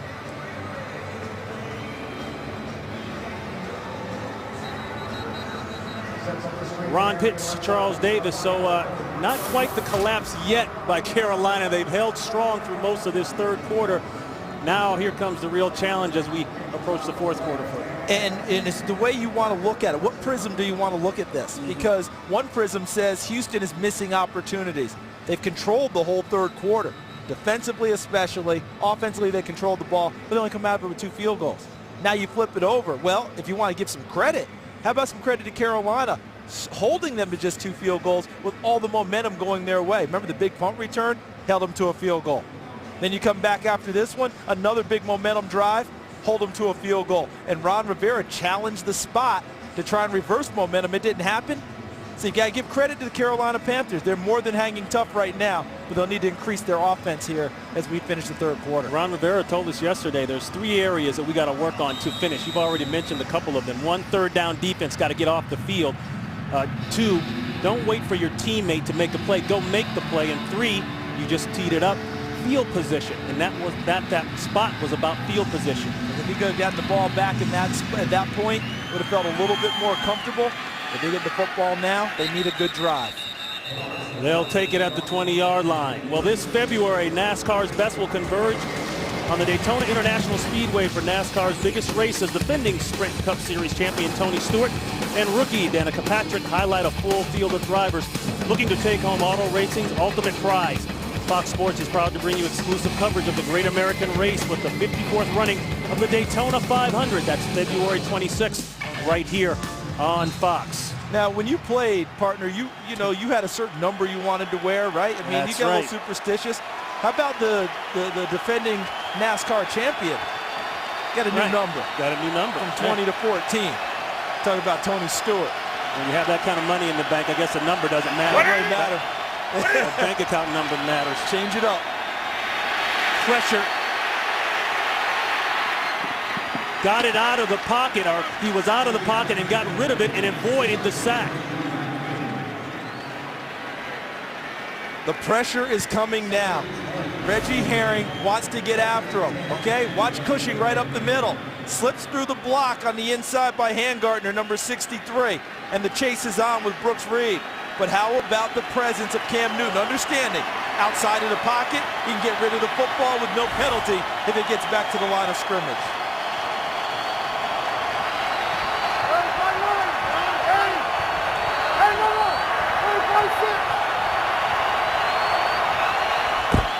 Pressure. Drop. They brought 2 on the left side, and LaFell did not concentrate on the football. And LaFell is from down here in these parts, a Lamar High School product. Couldn't keep an eye on it. Actually has a suite here with about 50 people in it, but they've got to help their quarterback. You see the numbers 3 of 8 in the second half, only 6 yards? Well, that ball should have been completed. That was an easy throw. Doesn't catch the football, doesn't help his team out. Now leaves a 3rd and 10. Listen to the crowd and watch the pressure come at Cam Newton.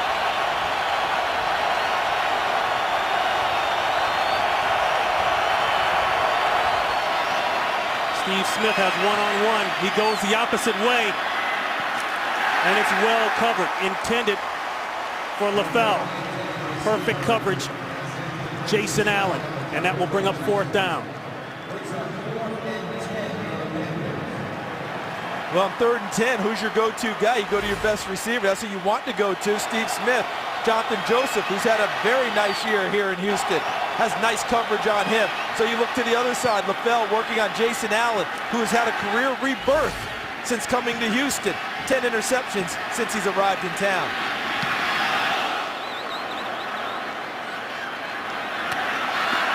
Low line drive punt. The coverage better be good, and it is. Flying down the field, the linebacker, Jason Williams, is all over it. 54 yards on the punt, and they hold down the return. T.J. Yates talking about the second half. And they need T.J. Yates to pick things up. That pass, the first one incomplete, second one he missed a big shot to Owen Daniels. Then he takes the shot to Dreesen, a tough play, doesn't get it, and he doesn't keep Brian Johnson on his feet on a critical third down throw. They need him to be accurate here as we end up with the third quarter, heading to the fourth quarter, facing a 21-6 deficit. Dan Connor checks back in at the middle linebacker spot for Carolina. Play action pressure. Yates is out of the box. That's a first and then some. He'll slide down at the 48-yard line.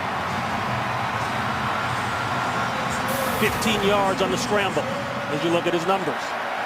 And I like his ability to feel the pressure on that play and use his legs to pick up a first down. Sometimes when you're struggling throwing the football, we often talk about easy throws to get them going. Sometimes a run like that can shake you back into shape. Nice job by T.J. Yates. Toss to Foster. He's got a blocker out in front. Decent gain. They'll take 7 out of it.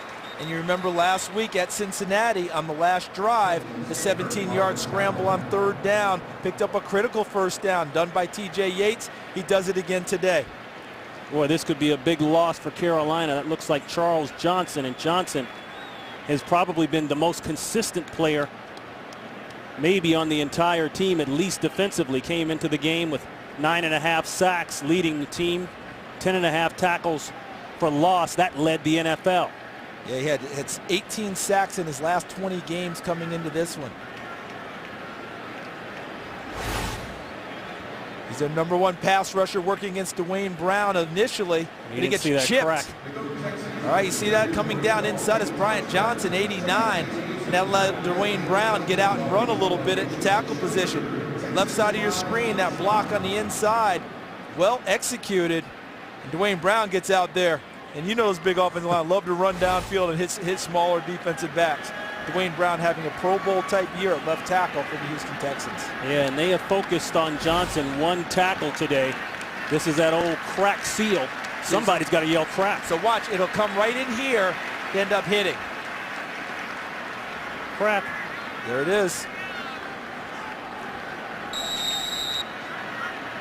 Big Dwayne Brown. And give credit to a wide receiver sticking his nose into Briar Patch where the big fellas roll. Dwayne Brown coming around that corner. Johnson off the field. Foster with a great block. Foster looking inside the 25-yard line. He was looking for pay dirt and got a great block there by Joel Dreesen, the tight end. What is one of the great characteristics of terrific running backs? Patience in the run, understanding where the blocks are coming from, and the ability to set them up and gain more yardage. There's Vickers, 47 out in front. Foster follows behind, gets behind Caldwell, 62. Now watch, see how he set up the block there?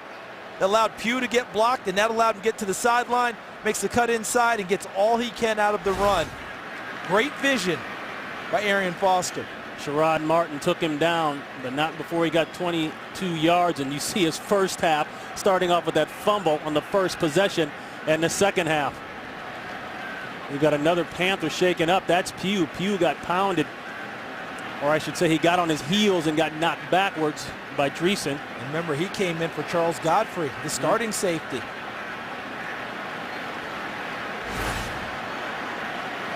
See, the block is set up by Foster. It looks like Joel Dreesen with the block, and he goes to the turf pretty hard. So we certainly obviously hope that he's going to be okay as he goes to the bench. But now with the secondary issues that the Panthers have, who comes into the game for Pugh? Who comes into play now? See, 25 has now come into the game, R.J. Stanford, who's normally a corner. Brandon Hogan is the guy checking in as well. Hogan just activated for the first time this past week, replaces Darius Butler, suffering from a concussion. Hogan, 4th round pick out of West Virginia. Charles Johnson checks back in. Going up wide open, Walters, touchdown, Texans. And they went right over to that side where Hogan was. Let's see if this counts, because the hat came off of the official on the sideline. So watch the top of your screen. Okay, look at Walter. Pushed to the sideline. Do they determine that he was pushed over the sideline to come back in? Or is he running out of bounds and then comes back in and makes the play on the football? When the hat comes off from the official, that means there's a discussion. Looked as though he was pushed out within the 5, but here comes Jeff Triplett. That would make it a legal force out, and he wouldn't be eligible. Illegal touching of a forward pass. Number 83 of the offense was chucked out of bounds illegally, came back in, reestablished with 2 feet, the first to touch the forward pass. It's a 5-yard penalty. Repeat, first down. Well, they went to that side where Hogan just checked in, but you know what? Give Hogan some props because he made a nice play. Yeah, he handled that physically at the top because, as you said, within the 5 yards, it's a legal chuck. So then when he goes out of bounds, he's got to get back in quickly. Doesn't get it done. Swing pass, Foster slips. He'll lose yardage on the play. Hogan is there again. Okay, top of the screen. All right, Walter's being chucked by Hogan. When he pushes him, he's fine in the 5-yard zone on the chuck. That's legal. When he gets him out of bounds and then he comes back in, it's illegal because the receiver legally was taken out okay. Has to get back in. He can't be the first guy to touch the football when he reestablishes. Loss of 1. Inside throw, and it's caught. Walters. So Kevin Walter getting high. And that will be a Texan first down. And that's the best throw of the game by T.J. Yates for so many different reasons. Not just the first down, but the ability to stay in the pocket, stay clean, make his reads, and throw the football downfield. This isn't a short throw. This isn't a check down. This isn't a swing. He pushed it downfield with the receiver. And that will be the end of the third quarter. The Texans mounting a charge. 21-6, Carolina still in the lead. Fox NFL Sunday will continue after a break from your local Fox station. Greg Knapp, the Texans quarterback coach, and he's just about figured out this Carolina defense, and it's a defense that in the 4th quarter has been suspect. 123 points allowed this year. That's the most in the 4th quarter by a defense in the NFL. And this guy has definitely figured them out. Arian Foster.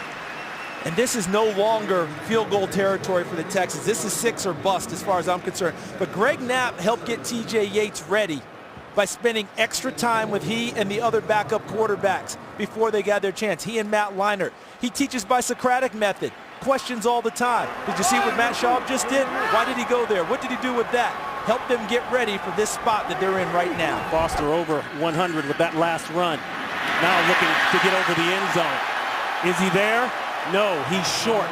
They'll mark it at the inch line. He tries to add a little. But that should be a first down. Right. So now you're talking 4-down territory. I don't think that Gary Kubiak would even think about a field goal here as time starts to dwindle on him. Stretched it out, knee was down, going to be a little bit short of the goal line, but now you're thinking 4 cracks at it. Obviously, they'd like to use a lot less than that.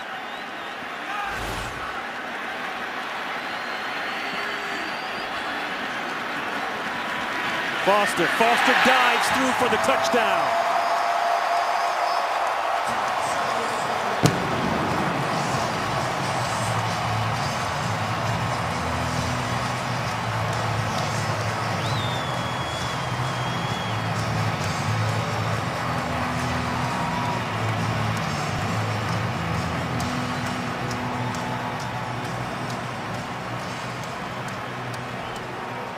The 11th touchdown this season for Foster.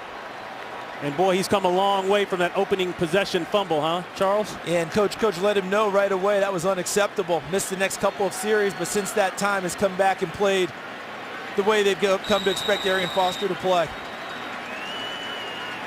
So just like that, the Texans chopped the lead here in the second half. It took a while, but slowly working into it now. 21-13 lead by the Carolina Panthers. The AFC South champions starting to look like champions. The Texans on a 7-game win streak. That's the second longest in the NFL, next to the Green Bay Packers, who, oh, by the way, are losing right now to Kansas City 12-7 in the fourth quarter. And feel the momentum, feel the crowd, the passion back in it. This is a crowd that has been with them the whole way. Haven't really gotten away from this Houston Texans team as we start the fourth quarter. That's a touchback. And the Texans getting the ground game going. Now it's time for the defense to step it up. Cam Newton told us it was time for his team to put up or shut up on offense against the #1 team in total defense in the NFL. Look at how he came into the huddle for this drive, exhibiting confidence, exhibiting some fun. Charles, something that needs to translate to the rest of his offensive mates. I just got chills because the noise level in this place has gone through the roof. Start with a run. Williams left side for 3. And this is what they need to exhibit. We saw how Cam Newton came onto the field. They were playing with this type of joy in the first half. I'm not saying that they need to come back and run a bunch of fumble rooskies and double laterals and reverses. What I'm saying is they have to play with that type of an attitude. A little bit of that devil-may-care, a little bit of more of that carefree attitude. Not play, not to lose, but to play to win here in the fourth quarter. Pickup of 2. Pulls it out, takes the option himself. Newton. The first down out to the 35. Put a nice move on Brooks Reed. Maybe that answers your question a little bit. And you know as well as anyone, in pressure situations, you go to your best playmakers.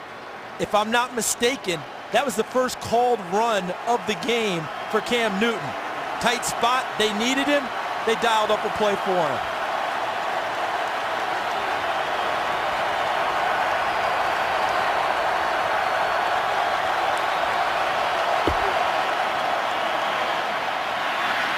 Switch it up. D'Angelo Williams. He spins his way out to the 40. He'll get 5. You're getting 5 yards or more on second down. As an offensive coordinator, you're going to live with that all day. Life is good. Keeps you ahead of the chains, right? Keeps you on schedule, whatever terminology you want to use. But 2nd and 5 keeps the playbook wide open wherever you want to go with this call. Now, if you're Reggie Herring, what do you call against 2nd and 5? You're in no man's land. You're in no man's land, especially because they're showing a lot more of this quarterback run series now with Cam Newton. How do you zero in on that?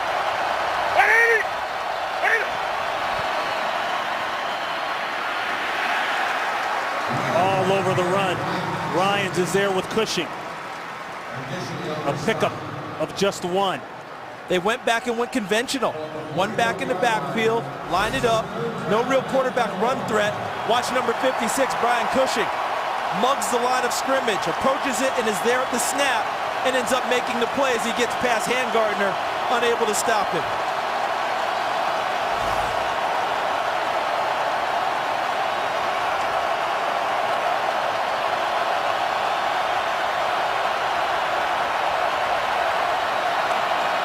Secondary pressure on the outside. They pick it up, and that's a conversion. Legadou Nane pulls it down and gets the first. One of many San Diego Chargers, former Chargers, that Ron Rivera has brought in after his time out there in San Diego as a defensive coordinator. That's good for 9 yards. Blitz is going to come from the top. See the safety sneaking up right there? So he's going to come from the top. Look how it's picked up. Gross runs him by. Newton stands tall in the pocket and delivers the strike to Nene.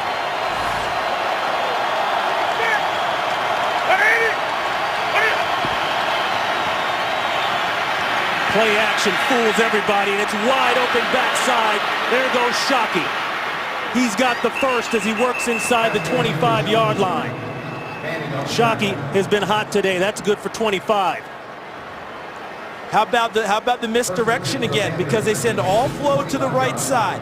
Okay, so everything goes right. But watch here. Watch how they come back. All right, there's all the action, and then the sneak back is Shockey here, coming back from the underneath spot. Well executed, and some of that joy that I talked about, we're seeing it on this drive from the Carolina Panthers. They are not just trying to survive at this point. They're trying to win. Case in point, that's the longest pass play since the first quarter. The 26-yarder to Steve Smith that started things off. Big hole for D'Angelo Williams. He may score. He will. 24 yards blown right through the Texans defense.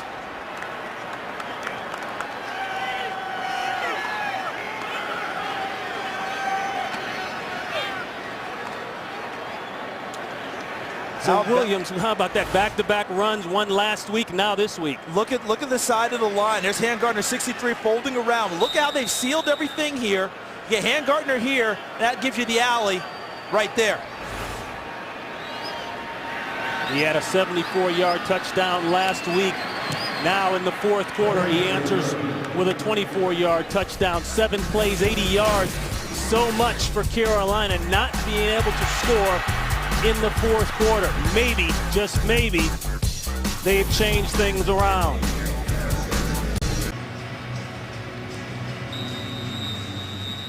So the Texans defense, without their defensive coordinator, the news all week, Wade Phillips, went under the knife on Thursday. 2 surgeries, one for a kidney condition and the removal of a gallbladder. In either case, the Texans defense has given up some big plays. And here's a big run. Dimps around the corner and will have great field position for his offense. And the Carolina Panthers have struggled all year long in trying to close out games. But their rookie quarterback, Cam Newton, came into the huddle and said, "What? Me worry? Touchdown, Panthers."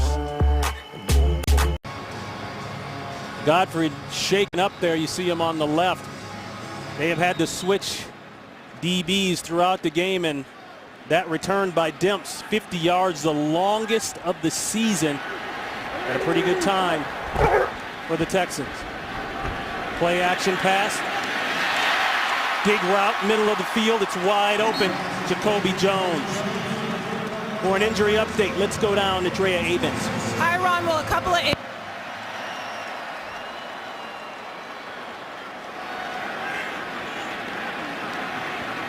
We've lost Drea's mic. We'll get back down to her when we can. Screen.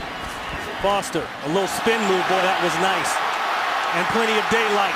He works down to the 10-yard line. Looked to be stopped. He put the spin on Andre Neblett and then kept on trucking. A pickup of 22. How about him into open field coming into the game? He had 45 catches on the season. This is a big part of their arsenal, is getting the ball to Arian Foster in open space. And how about the spin on Andre Neblett, the defensive tackle? And then he goes downfield for big yardage. Houston in nice shape on this drive. Back to Foster. Patience there. You could see that. Doesn't get out of the fray, but you saw he was trying to let it develop. Sin is there along with Anderson. And already in this drive, the microcosm of the things that coaches preach about. The excellent return by Demp sets them up. They hit a big pass on first down to follow up on the momentum. The screen to Foster, because their goal now is to score and score quickly. The time's starting to drain on them with 8:14 and counting. They need to score quickly and get back on defense. Walter in short motion, looking for a crosser from him. Hardy chasing Yates. Yates will lose on the play, gets out of bounds, but he didn't make the bad throw. I love that observation, because you and I were thinking the exact same thing. He had a receiver in the back of the end zone that was gesturing for the football in a big way, but it would have meant him throwing back across his body into the center of the field. Cardinal sin for a lot of quarterbacks. Don't do that. And he doesn't do it. There's Matt Schaub on the sidelines, who's done a nice job helping tutor TJ Yates, actually welcomed him to the team on the day he was drafted with a text, and has been a nice mentor ever since. 3rd and goal.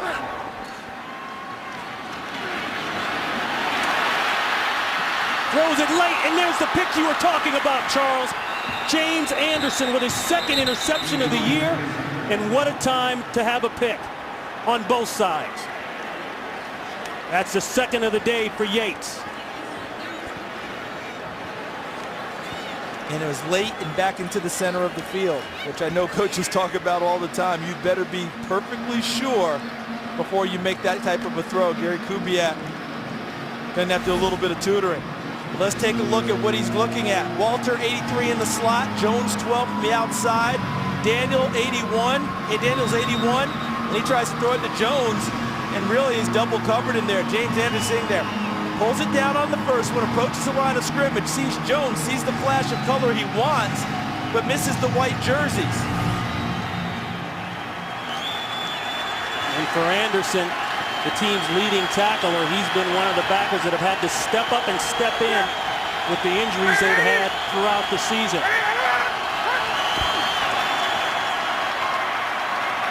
So now Carolina will try to work on the clock a little bit with a 28-13 lead here in the fourth quarter. Trying to make something happen was TJ Yates. As he approached the line of scrimmage, tried to find his guy open, but it was nice coverage by the Panthers. And again, he doesn't see the underneath coverage that picks it off. And Cam Newton, the confidence that he exhibited coming into the huddle to start the last drive, rubbed off on his Panthers. What he wants is 2 first downs here. 2 first downs to change field position and give the ball to their punter if necessary. Pickup of 1 by Stewart.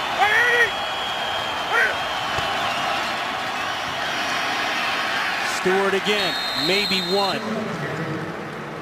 J.J. Watt on the tackle. Absolutely crucial here at this point that the Houston Texans force a punt. They cannot give up the 3rd and 8 here to the Carolina Panthers and let them stay on the field as this clock continues to drain at 6:19 and counting. Be interesting to me if the Carolina Panthers offensive staff lets Cam Newton throw the football in this situation.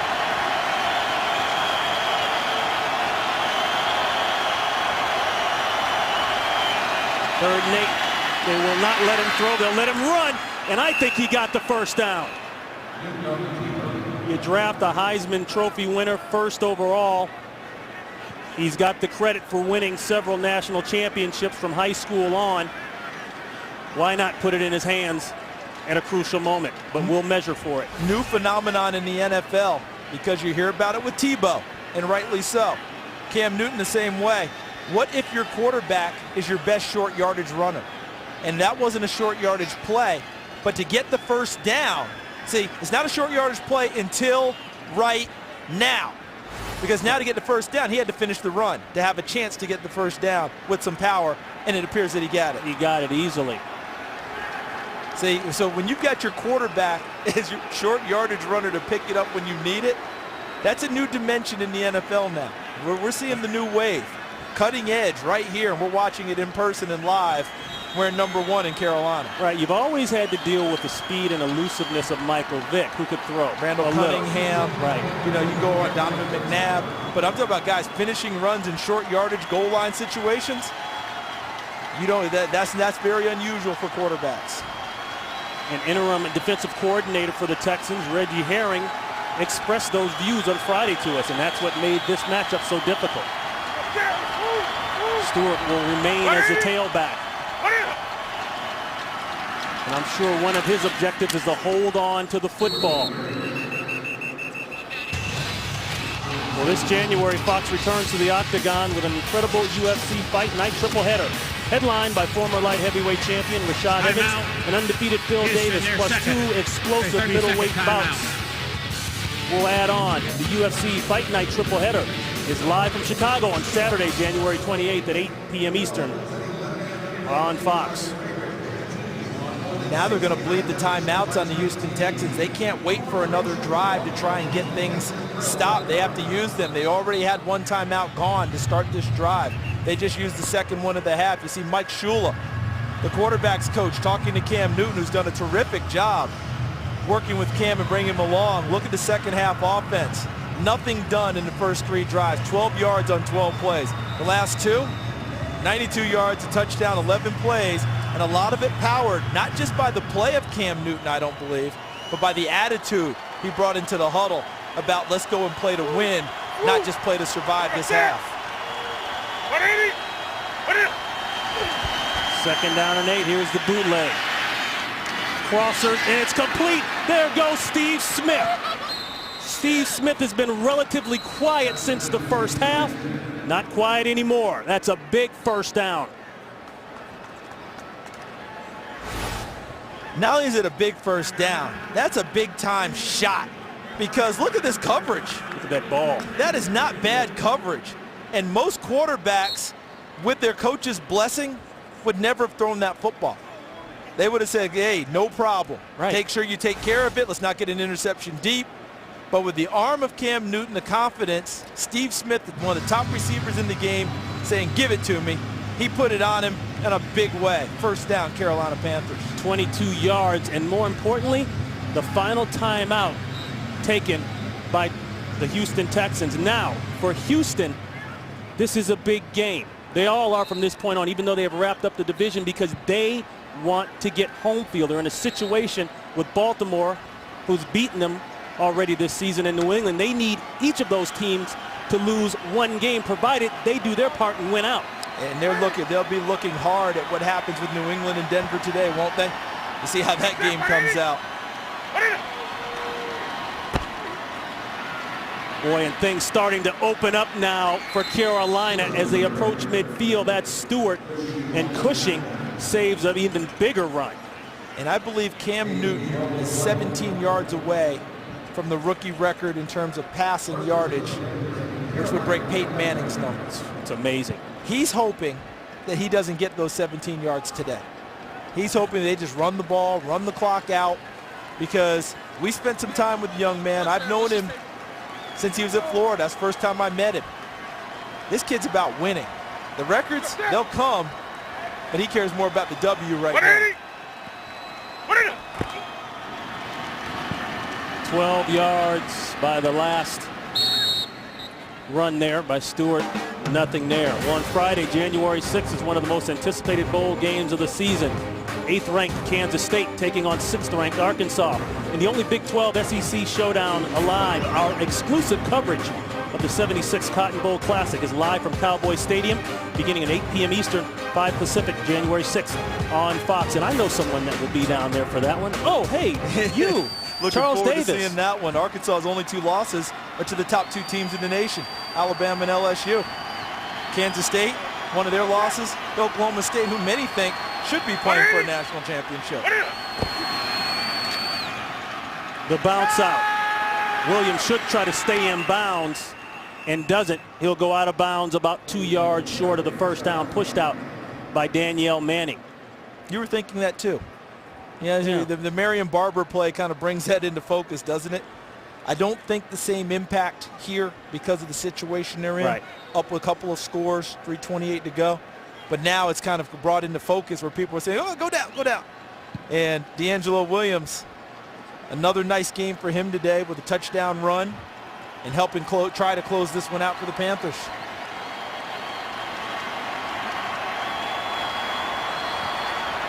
Third and 2, not quite in field goal range yet. Murray has struggled. The direct snap, and that's an easy first down for Newton. That's a pickup of 3. Charles, you already mentioned how he's edging closer to that single season rookie quarterback passing yardage record. Well, he's already got the single season rookie quarterback and all quarterback rushing touchdown record as we look at the AFC playoff picture. Houston has already clinched the divisional championship in the AFC South, so they know they're covered. What you've talked about is trying to get home field. They're down a tie break to Baltimore because they lost to them. Can they reel in New England? New England's game with Denver big today.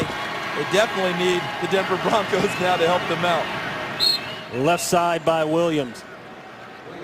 A pickup of 3 out to Los Angeles. An update, Kurt Menefee. Well, the Kansas City Chiefs trying to pull the upset of the year. Jackie Battle, 1-yard touchdown run. You can see they're starting to celebrate. 2:12 left. They are in the lead over can't. Hold on a second. Aaron Rodgers just scored, and so Green Bay has pulled it to within 19-13, pending the extra point and approaching the 2-minute warning. Don't go anywhere, Ron and Charles. Still plenty of time left. Oh, boy, you got that one right, Kurt. That is going to be a good one. Romeo Crennel, hey, he figured him out a little bit, didn't he? Yeah, well, he's a longtime terrific defensive coordinator in this league, and now he assumes the mantle of head coach along with it. He's got to find a way to shut him down one more time, it looks like, to try and close it out. Speaking of closing out, Panthers trying to close out the Texans. 2-minute warning. No timeouts for the Texans. We are under the 2-minute warning. Clock will start rolling on the snap. A little bit of a cutback there by Williams. And this has been the story of the game from the Houston Texans perspective. First drive of the game, James Anderson pops it free from Arian Foster. Carolina scores a touchdown on a pass to Steve Smith. Neil Raptors with a missed field goal. Also in the first half, Jordan Sen with the interception. And in the second half, at 28-13 and driving, TJ Yates throws a second interception, this time to James Anderson. And that brings us to where we are right now, 28-13.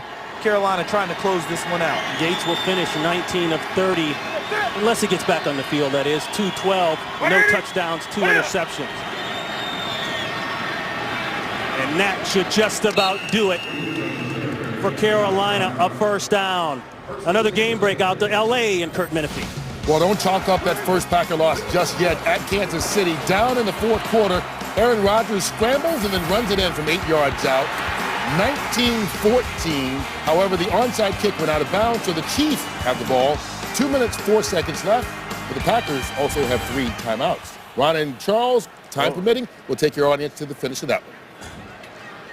All right, you heard it from Kurt Menefee. Time permitting, here we will send you out to that one, a good one in Kansas City. And you remember what the Packers did to the Giants. The Giants thought they had them, and here it's all but done. 28-13, the Panthers have taken down the #1 defense in the NFL. They will go to 5-9. The Texans will drop to 10-4, and it will be just a little bit harder to retain home field in the playoffs now. Charles. Very difficult for them, but how about for Carolina? Their push for 2012 started today.